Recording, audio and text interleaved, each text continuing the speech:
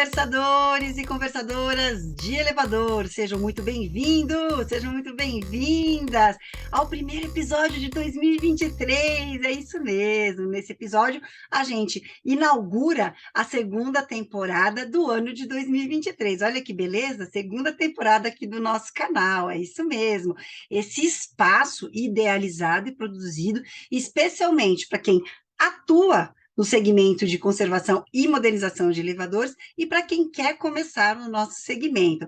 E sabe por que é importante você continuar acompanhando aqui o canal? Porque aqui a gente não esconde nada, que não tem tabu. É tudo compartilhado, tudo conversado, tudo distribuído para todo mundo. E para 2023, a gente está cheio de novidades. Então, ó, fica com a gente, segue aí toda semana tem episódios novos, e a gente vai fazer agora em janeiro uma série de 4 episódios, um por semana, né? Especial com dicas de livros. É isso aí. Aproveitei mês de janeiro, né? Aquele mês que tem uma sensação de férias, mesmo para as pessoas como a gente que está aqui trabalhando, né? E separei 4 livros que eu considero essenciais para quem quer dar aquele up na carreira. São livros que eu já li e que eu anoto e que eu marco, e com frequência eu volto a reler e ver as minhas anotações. São livros também que eu utilizo para apoiar os meus treinamentos, tanto os treinamentos corporativos, aqueles que eu faço dentro das empresas, quanto aqueles treinamentos livres que eu faço com a associação, algumas instituições, algumas entidades, né, que me chamam para fazer esses treinamentos para várias empresas ao mesmo tempo. O livro de hoje é muito especial, é um livro que fala sobre os 5 desafios da equipe, um livro que eu já li faz algum tempo, e ele é tão inspirador que eu tenho um treinamento baseado somente nesse livro. A gente treina, né, líderes para trabalharem juntos e conseguirem ter equipes muito mais motivadas e de resultado, mas também um treinamento que a gente pode aplicar para equipes que estão com um clima um pouco complicado e que a gente precisa fazer o resgate dessa turma, né, para melhores resultados. Mas vocês vão ver que é um livro muito, muito bom. Para as próximas semanas, a gente vai ter outros livros, como vou pegar aqui do ladinho para não esquecer o nome certinho, tá? Então, O Poder do Hábito, que é um livro que eu li há 4 anos, um livro que eu ganhei, inclusive, quando eu fui demitida, inclusive, seguem lá a hashtag no LinkedIn, fui demitida e daí. Eu ganhei de um grande amigo meu, O Poder do Hábito, e é um livro bastante poderoso, apesar de ser bem gigante. Então, no caso do Poder do Hábito, eu tenho como desafio te dar informações para que, se você não consiga ler até o final, você tenha as informações. O próximo livro que eu selecionei para vocês é Vivendo a Comunicação Não Violenta, do Marshall Rosenberg. Vocês sabem que eu sou apaixonada pela comunicação não violenta, mas eu acredito que esse livro dele, como ele trabalha com cases, explica muito mais como aplicar a comunicação não violenta, vai fazer mais sentido para a gente. E o último, que é um livro que foi me indicado esse ano, inclusive estou fazendo uma releitura de algumas partes dele, porque eu achei muito interessante, que é o Comece pelo Porquê, do Simon Sinek. Então, eu acho que vai ser bem legal essa nossa temporada, porque são livros que, se você colocar aí para ler nos próximos meses, vai dar aquele up muito legal na tua carreira. Mas antes da gente falar dos 5 desafios das equipes, eu queria agradecer, como a gente sempre faz, o nosso parceiro, a Infolev, que esteve com a gente no ano de 2022, apoiando, né, os episódios aqui semanais, as lives, e esse ano de 2023 estará com a gente ainda trazendo mais novidades, novidades incríveis. Então, muito obrigada, Infolev, pela nossa parceria. E olha só como a gente está aqui com um estúdio novo, né, gente? Um papel aí de parede por trás, com um novo visual para a gente marcar essa segunda temporada, o loginho da Zunca, que antes eu não colocava, mas acho que faz sentido. Zunca Press é a minha empresa, a empresa que produz, né, o conteúdo e faz a edição aqui desses episódios. Vamos deixar de enrolação e vamos começar a nossa resenha? Vamos lá?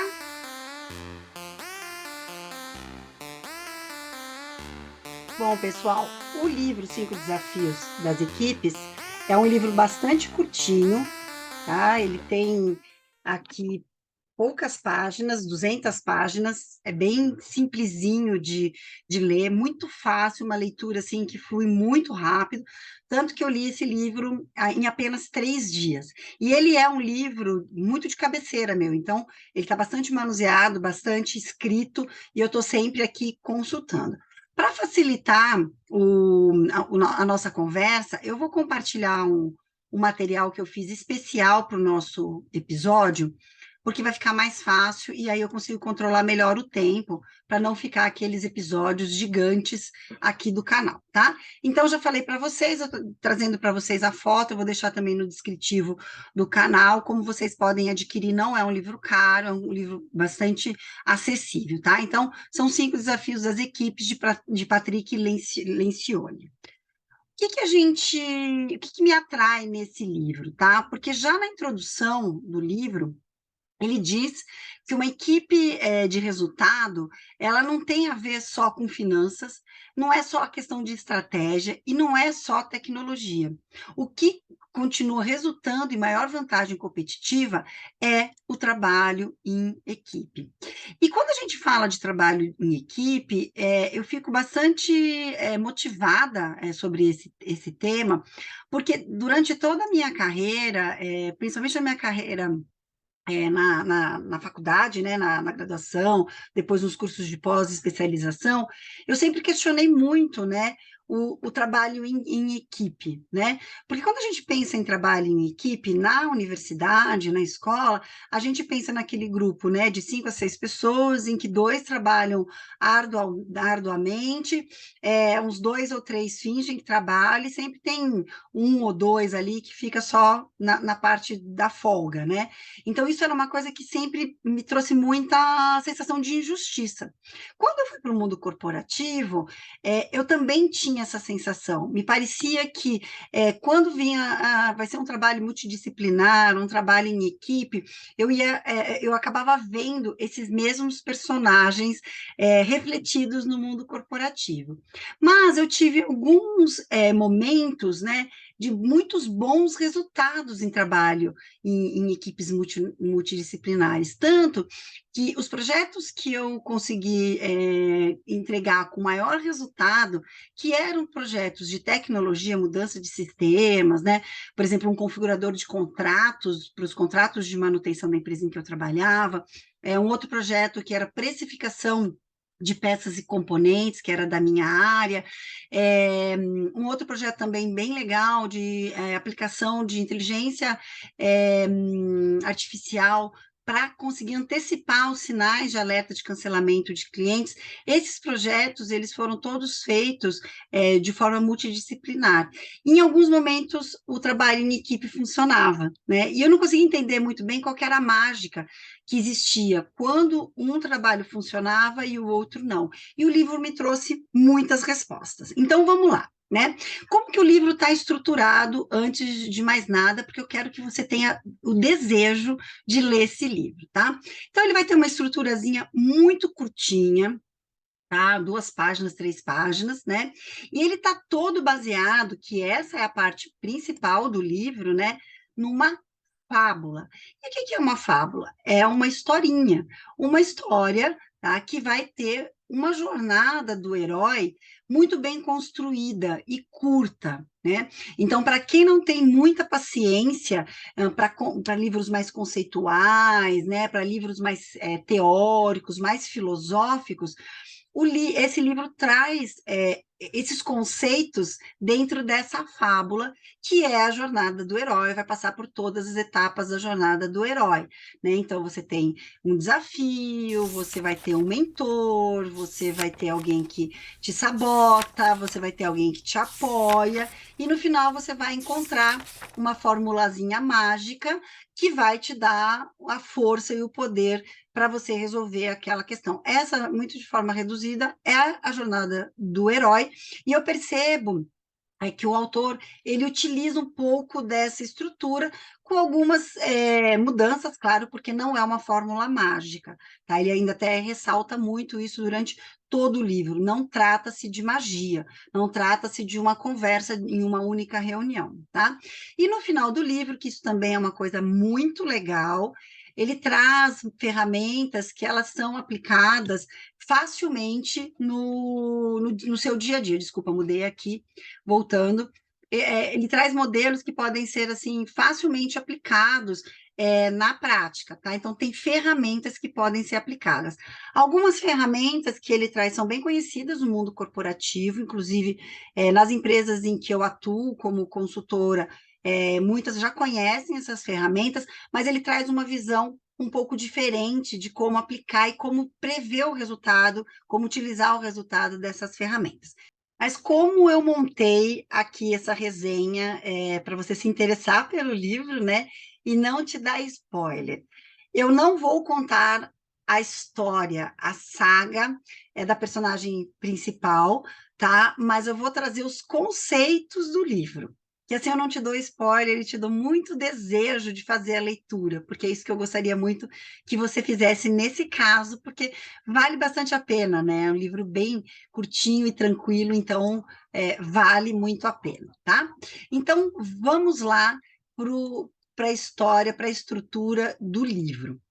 Bom, então o livro está baseado, né, como eu já te falei, numa fábula, que é uma história, né? É a história da Catherine Peterson, é uma mulher de 57 anos. Na verdade, ela já estava até meio parando, já estava com uma vida mais tranquila, e ela é convidada a assumir como CEO da Decision Tech, tá? Uma empresa de aproximadamente 50 funcionários na área de tecnologia. E com o seu conhecimento em outros segmentos, ela leva essa estrutura de organização da liderança da empresa para mudar uma situação em que a empresa estava colocada, tá? Então a gente pode pensar a Decision Tech como uma startup que já foi adquirida e que já vinha trazendo muitos bons resultados, mas com aquela agilidade de startup, com aquela estrutura, né, com uma diretoria bem desenhada, bem direcionada, cada um no seu quadrado, tá? Só que, apesar de bem estruturada, né, a empresa vinha perdendo negócios e perdendo participação de mercado. E aí, o CEO antigo é chamado para indicar uma outra pessoa para ficar na sua posição. E ele indica a Catherine, tá, para buscar essas soluções. Então, na jornada do herói, a história é da Catherine, né? Mas todo momento o outro CEO ele vai estar ali presente, participando, né, dando instruções, dicas e às vezes até dúvidas que apoiam a Catherine, sim. Então, se a gente olhar a Jornada do Herói, a gente vai encontrar esses personagens aí no livro, tá? E aí, assim, tanto que aposta na Catherine, que não era uma pessoa super conhecedora da estrutura de uma empresa de tecnologia, né? Quanto à situação da empresa e a relação entre os diretores ali daquela empresa, parecia que tudo ia ser uma catástrofe. Então, nos primeiros capítulos do livro, né, a gente fala, caraca, como que o autor vai resolver essa pendenga? Porque tem muito problema. A equipe está muito desestruturada, a empresa está perdendo muito negócio, né? E como que ela vai conseguir fazer com essa proposta que ela traz, né? E qual que é a proposta dela?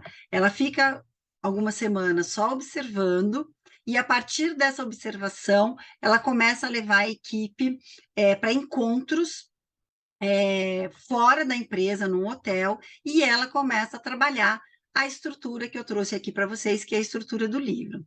No começo, como você deve saber, tem muita resistência, não só em relação à Catherine, pelo posicionamento dela, mas por tirar as pessoas do escritório, eu tenho muita coisa para fazer, eu tenho cliente para atender, o que essa mulher está pensando que ela é, né? Então, eu tenho que ir para um hotel, ficar lá 2, 3 dias no hotel, eu acho que isso é improdutivo, né? Então, isso o livro traz, né? Dentro do hotel também tem situações muito interessantes que, apesar do livro trazer os personagens no começo e traz tipo um dossiezinho, né? De cada personagem, a gente vai descobrindo as motivações reais que esses personagens têm em relação à sua própria carreira e à empresa, e posicionamentos também. Então, alguns que nós achávamos que poderiam ser os vilões, depois se tornam pessoas muito interessantes para a Catherine, e outras pessoas que pareciam super engajadas, elas acabam ficando no meio do caminho. Então, aqui é a parte que eu te convido para ler a historinha da Catherine lá na Decision Tech, porque é bem legal. Bom, o que, que a gente vai fazer, né? Apesar do foco do livro ser muito a liderança, porque a Catherine leva para o hotel os líderes, né? E ela tem um esquema de depois fazer um cascateamento dessas informações para as equipes. Mas aqui a gente vai olhar no geral, porque se você não tem equipe, mas você percebe que a tua empresa tem esses problemas que a gente vai enxergar aqui, né, nos 5 passos, nos 5 desafios, você vai conseguir também aplicar no seu dia a dia. Esse livro, para mim, é tão poderoso que todas as vezes que eu vou começar um novo projeto numa empresa, eu releio a historinha, né, e para poder ter uma visão mais clara da estrutura e da dinâmica da empresa, aquela cultura que não está escrita, né, mas que ela é tácita ali, aqueles combinados que as equipes têm. Então, para começar, o que, que a Catherine indica para a gente quando a gente está inserido nesse contexto, né? Primeiro passo, a gente precisa analisar racionalmente a situação. Eu tenho, na parte dos meus treinamentos, eu sempre falo de vieses inconscientes, né? Que são aqueles pré-julgamentos que a gente faz que o nosso cérebro tenta economizar energia, então ele já toma uma decisão ali baseado em vieses. Quando a gente fala para fazer uma análise racionalmente da situação, a gente precisa estar muito sem julgamento, que é o próximo passo, né? Então, a gente buscar escutar com os ouvidos de ouvir as queixas das pessoas que estão ali, sem julgamento. E quando as empresas me contratam para a gente fazer uma consultoria e poder fazer esse trabalho, esses 2 primeiros passos, para mim, são sempre fundamentais, porque as pessoas vêm cheias de reclamações, e normalmente o que elas querem não é a solução, elas querem ser ouvidas, né? E para a gente ouvir, a gente não pode julgar. Se a gente julga, a gente já não está ouvindo, a gente já está pensando. A gente precisa observar com os olhos de ver os comportamentos. Então, muitas vezes, o que a pessoa fala numa conversa reservada, né, numa discussão aí de preferências comportamentais, a hora que você vai olhar o comportamento, você vê que ali tem incoerências. E é a oportunidade da gente entender por que existem essas incoerências, né? O próximo é avaliar as soft skills, né? Que são as habilidades comportamentais de cada membro da equipe. Isso ajuda a gente a entender muito se a pessoa está no lugar certo, na posição certa, porque às vezes com pequenos ajustes ou conversas, né, a gente consegue fazer esse reequilíbrio aí da equipe para a gente começar a tratar as 5 principais disfunções das equipes. Equipes que estão tendo muitas brigas, que têm muitos problemas de conexão, você pode ter certeza que a pirâmide aqui do livro vai funcionar. Então, vamos lá, vamos conhecer a pirâmide, famosa pirâmide do livro. E, gente, é sério, lê a historinha, porque faz todo sentido quando você começa a ler a historinha e se colocar no lugar. Então, a pirâmide é essa, tá? Então, como a gente viu lá no começo da minha apresentação, nessa pirâmide, os resultados, que normalmente a gente coloca lá na base, né, como o mais importante, que são as metas, ele vai estar lá em cima, tá? A gente começa a olhar pelo livro que a principal disfunção de uma equipe é a falta de confiança uns nos outros, ou falta de confiança no líder, ou falta de confiança na estrutura da empresa, ou falta de confiança porque a empresa dá uma mensagem para o público externo e atua de uma outra forma com o público interno. Então, isso tudo traz uma quebra de confiança. O próximo ponto é medo de conflitos. Parece que está tudo muito bem, né? Eu acho muito legal como consultora, porque não, aqui tudo funciona muito bem e tudo mais. E quando a gente começa a trabalhar, a gente vê que tem um monte de conflito velado, né? E eu falo que quando a gente tem medo de conflito, a gente direciona a nossa equipe para o confronto, o que não é positivo. Então, eu também tenho um treinamento específico sobre gestão de conflitos e um outro de gestão de conflitos para lideranças, né? Eu tenho que saber como lidar com meus conflitos e os conflitos externos, mas o meu líder tem que saber se posicionar quando a equipe está à frente de um conflito. A falta de comprometimento das equipes. Se você tem falta de confiança, tem medo de conflito, logo você não vai ter comprometimento, você não vai conseguir engajar a tua equipe para o mesmo resultado. E aí a gente entra num ponto muito legal, que é equipes que têm problemas, elas não se responsabilizam, né? Elas têm muito medo de dizer quem causou aquele problema, mas elas culpam. Mas elas culpam foi o outro, foi o ciclano, ou se não falam abertamente, falam na rádio peão, e é muito ruim. E o livro traz essa possibilidade da gente entender o que é responsabilidade.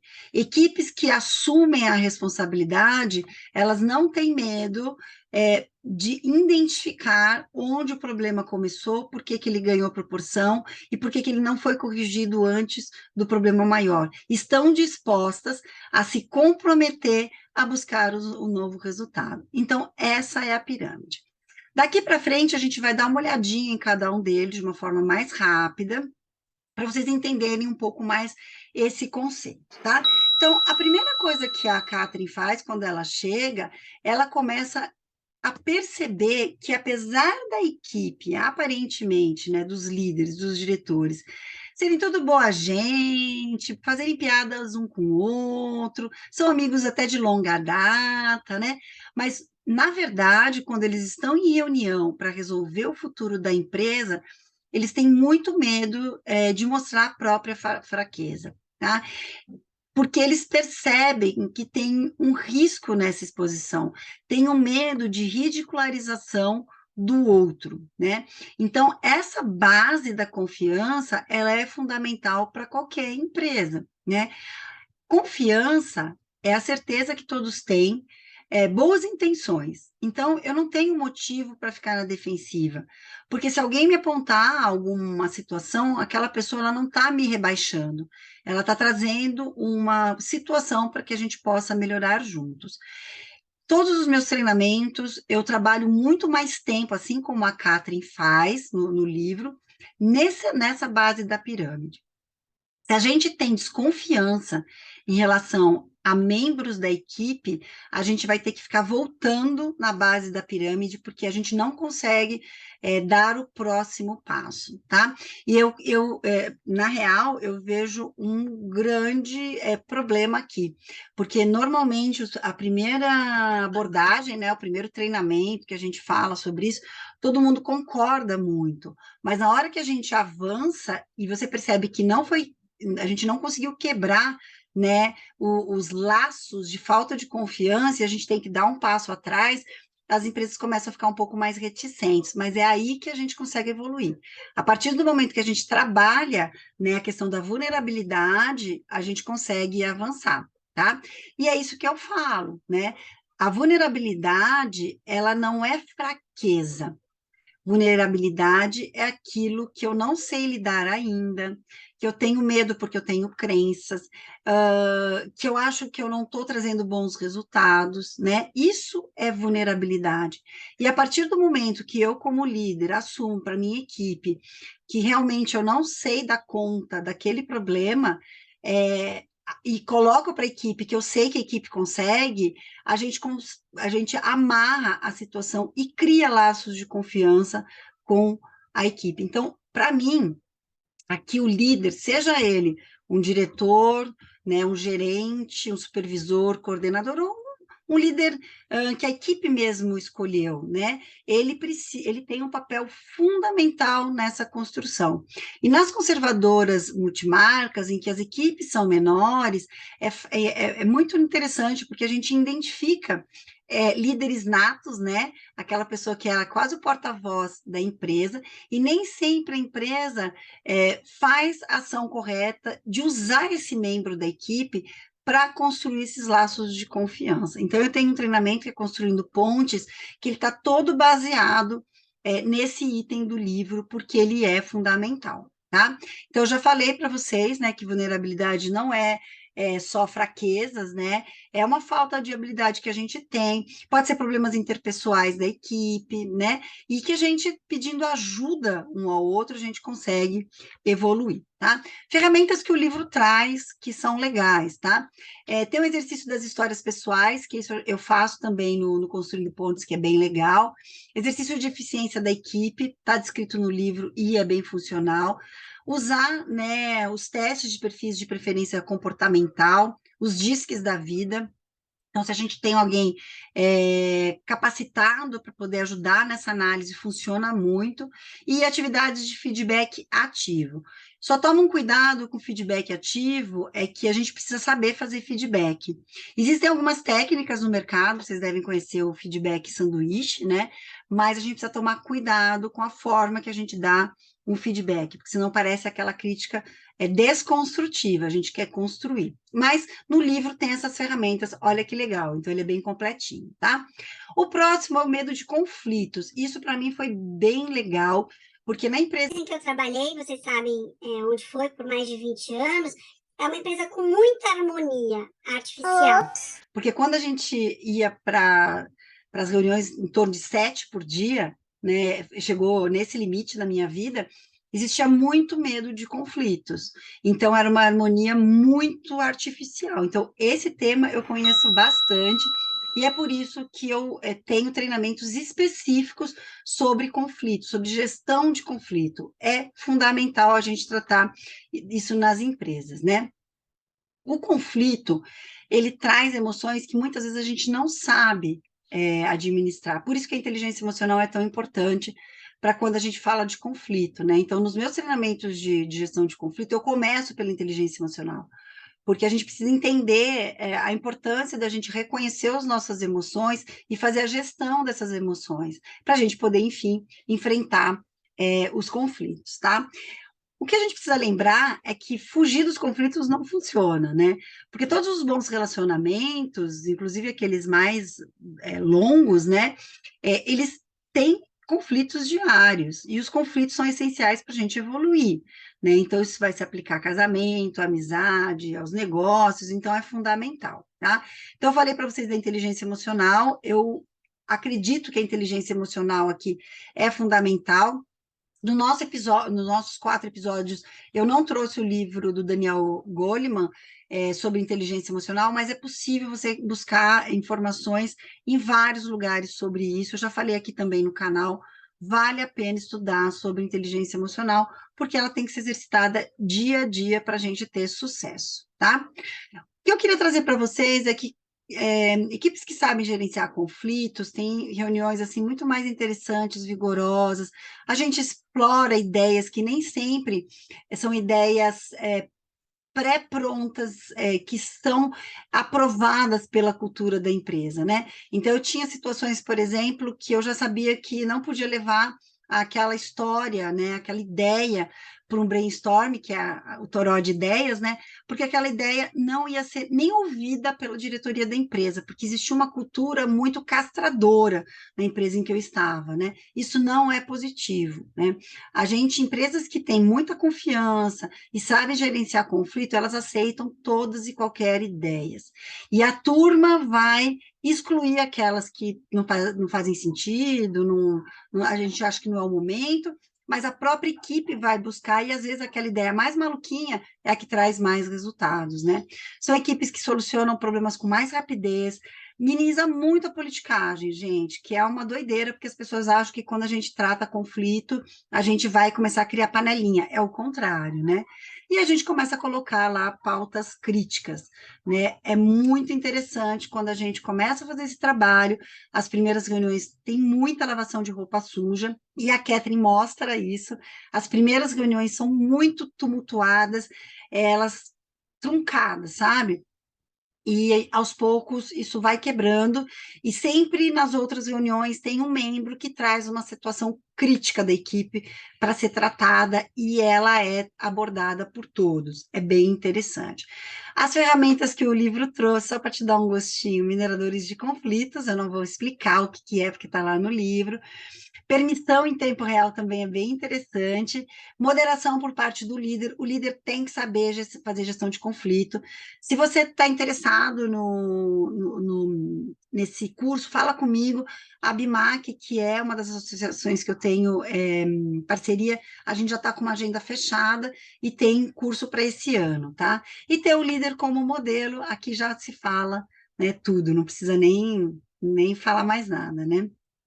O próximo é a falta de comprometimento, que é a questão da ambiguidade que eu comentei lá no começo. Isso aqui, para mim, é muito interessante, porque muitas vezes a gente. Tinha uma filial da empresa em que eu trabalhava que era muito legal. Legal não, era péssima, porque a gente chegava com algumas ferramentas, algumas soluções, e parecia assim, não, chá com a gente que a gente resolve, a gente faz, né? Só que no fundo ninguém estava engajado, ninguém estava muito comprometido, e os resultados não aconteciam. Já existia uma outra filial que o pessoal era muito desconfiado, né, fazia muita pergunta, questionava muito sobre a eficácia das ferramentas que a gente estava apresentando, e no final das contas, essa filial era a que sempre mais se engajava em qualquer projeto que a gente botava para acontecer. Então, assim, comprometimento não é só a pessoa que recebe aquela ideia sorrindo, né? Às vezes a pessoa. E no livro, a Catherine traz um dos diretores que tem muito essa postura. É muito interessante, né? E aí, por que eu trouxe o exemplo das duas filiais aqui para vocês? Porque essa é a pergunta, né? Como que eu vou me comprometer com algo que eu não entendi? Para que serve? Quais são os benefícios que eu vou ter? Quais são os malefícios que eu vou ter? Porque toda nova ideia, todo novo projeto, ele vai trazer consequências positivas e negativas, né? Então, as melhores equipes, elas tomam decisões claras e oportunas para seguir em frente, e elas entendem as consequências, né? E quando a gente se compromete, às vezes a gente sabe que, poxa, talvez não seria essa solução que eu teria adotado, mas eu entendo que se fosse pelo meu caminho, mais pessoas seriam impactadas de forma negativa. Então, eu me comprometo a ir por esse caminho, porque pelo bem, né, da maioria, a gente vai seguir esse caminho. Isso é uma equipe, diretores, gerentes, né, líderes aí comprometidos, tá? E aí, uma coisa bem importante que eu sempre falo com as pessoas que passam treinamento comigo, a gente tem que tomar cuidado, porque comprometimento não é consenso. Tem alguns treinamentos aí de gestão de conflito que eu vi no mercado, que eu fiz, inclusive, que parece que só dá para fazer gestão de conflito quando a gente tem consenso das ideias. Isso não é real, tá, gente? Não é verdade. Muitas vezes, assim, na maioria das vezes, não vai ter consenso. Não vai ser todo mundo aceitando a mesma ideia. Vai ter gente que vai falar, poxa, mas não era o que eu queria. E aí, como eu falei no exemplo anterior, só que eu entendi por que que eu deveria seguir com a maioria, tá? Ferramentas que eles disponibilizam, prazos negociados. Na empresa em que eu trabalhei tinha muito disso, de que prazos eram sempre pré-definidos e sempre muito aquém do que seria necessário. Então, projetos gigantes, como aquele de inteligência artificial que eu falei para vocês, que deveriam ser implantados em menos de um ano, sendo que mexia com toda a estrutura da empresa, né? Então, prazos não negociados trazem problemas terríveis para as empresas. Contingência de análise de cenários também é um problema, exposição ao baixo risco e líder que assume erros e muda de direção. Então, ele vai trazer ferramentas para a gente resolver essas questões e a gente poder dar conta aí do recado, tá? Estamos indo aqui para o penúltimo, que eu gosto muito desse tema, e aí até aqui para o canal eu convidei um super amigo meu, especializado em comunicação interna, né, para poder falar com a gente aqui no canal e gravar um episódio específico sobre isso. Esse próximo ponto, que é evitar responsabilizar, tem muito a ver com comunicação, e é por isso também que a gente vai falar sobre comunicação não violenta aqui nos próximos episódios desse mês ainda, tá? Então, quando a gente hesita em discutir equívocos de colegas próximos, a gente não está criando um ambiente de responsabilização e correção de erros. A gente não fala a real que a gente está pensando, claro, gente, com uma comunicação não violenta, né? Mas a gente não está deixando de falar sobre isso na cozinha, né? No refeitório, no estacionamento da empresa. E eu vivi muito isso. Em muitos momentos, como líder, eu questionava para a professor, por que que você não abriu essa questão na mesa, né, junto com os outros membros para a gente discutir? Mas isso mostra que também na minha equipe lá no passado existia uma questão de falta de confiança, que é o primeiro passo dessa pirâmide, né? Por isso que eu falo que em alguns momentos, isso a Catherine fala muito, o livro fala muito. Não é porque você conseguiu estabelecer confiança, você já tem uma gestão de conflito mais forte, né? Que você já vem trabalhando, que a hora que você chega lá na responsabilização, você não tem que voltar alguns passos. Não é que foi tudo perdido, mas talvez algum ponto tenha ficado para trás. Então, qual é o pensamento dos membros da equipe que estão nessa situação de não responsabilização? Prefiro não discutir sobre o erro do outro, mas não me contenho em falar sobre isso na Rádio Peão, né? Então, a gente deixa de comentar alguma coisa que está nos perturbando, mas a gente não deixa de falar sobre isso na fofoca. E aí, a gente vem muito nessa coisa da competição e da cooperação, né? Na falta de responsabilização, na culpabilização do outro, ou da estrutura da empresa, ou da cultura, a gente está num ambiente de competição. Isso é muito comum a gente visualizar nos dias atuais, né? Que são nossas empresas, elas estão montadas muito mais uma estrutura de competição, né, do que de cooperação. E na competição, a gente tem muito o instinto ligado ao medo e à raiva. Nos meus treinamentos eu sempre falo, né, do medo e a raiva, onde eles estão associados, que tem o sequestro da amígdala. Você já deve ter ouvido, se você me segue bastante, você já deve ter ouvido falar sobre isso, mas é bem isso mesmo. O medo e a raiva, ele faz eu competir de forma cheia de artifícios, né? Então eu sorrio e elogio, mas eu não estou querendo dizer aquilo, é muito irônico, né? Tem muitas historinhas que não são faladas de forma completa. O que a gente vai buscar são equipes que cooperam, né? E para cooperar exige empatia, que eu falo que é empatia cognitiva. Nos meus treinamentos também falo muito sobre isso, que existem dois tipos de empatia. Aquela empatia que a gente tem ligada a pessoas que estão conectadas com a gente, é uma empatia muito natural com filho, pai, gente que tem a mesma história que a gente, ela se liga muito rápido, né? E é nato da gente, mas existe uma empatia cognitiva que essa tem que ser treinada. Eu consegui me colocar no lugar do outro, mesmo que eu não tenha conexão com essa pessoa, né? Isso exige treino, exercício, porque exige energia cerebral, tá? Compaixão e gentileza. E isso o livro vai falar muito de que tipo de gentileza nós estamos falando aqui. Lembrando que o livro se passa nos Estados Unidos, né? Então, a gentileza americana é muito diferente da gentileza brasileira. A gentileza brasileira está muito voltada para aquele brasileiro cordial, né? O brasileiro cordial é aquele que é todo sorriso, coração aberto, mas por trás, ó, tá metendo pau. Quando a gente fala de gentileza aqui, é gentileza nata. É a gentileza em que a gente, se tiver que falar, a gente vai falar usando a comunicação não violenta, né? E se a gente não falar, a gente não vai fazer fofoca desse tema em outros fóruns, tá? Aí ele traz algumas ferramentas bem legais, que é a clareza de objetivos e padrões, a revisão de alguns processos da empresa, né? Recompensas claras à equipe, quando a gente percebe, né, que tem resultados, e o líder estimulando essa cooperação. Não adianta o líder falar de cooperação se ele é um líder que não acredita na cooperação, que ele é um líder que está sempre criando competição entre a equipe. Isso vai dar problema, porque o discurso é ambíguo em relação à prática, tá? E por último, para a gente finalizando aqui nossos trabalhos, né? É a falta de atenção aos resultados. Essa parte, gente, é uma parte muito interessante, É, porque no livro, a Catherine mostra que a equipe toda estava focada em resultados, mas cada uma focada no seu resultado individual ou de, de equipe, e não de time, né?